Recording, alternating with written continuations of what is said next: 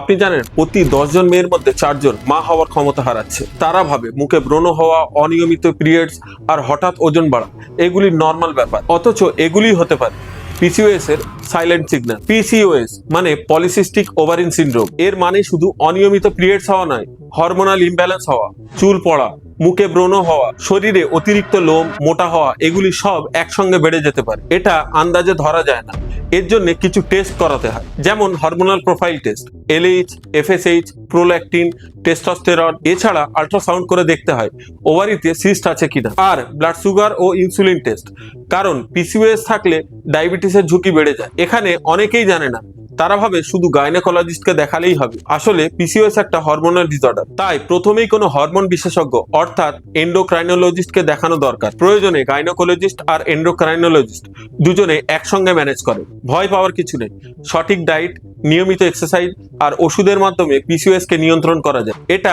লুকিয়ে রাখলে বিপদ, কিন্তু সঠিক সময়ে তাড়াতাড়ি চিকিৎসা নিলে মা হওয়া আর সুস্থ জীবনযাপন দুটোই একসঙ্গে সম্ভব। লক্ষণগুলি আপনার বা আপনার পরিচিত কারোর মধ্যে থাকলে তাড়াতাড়ি টেস্ট করান আর সঠিক ডাক্তারের সঙ্গে পরামর্শ করুন। মনে রাখবেন, পিসিওএস দেরি হলে বিপজ্জনক, আর তাড়াতাড়ি ধরলে নিয়ন্ত্রণযোগ্য।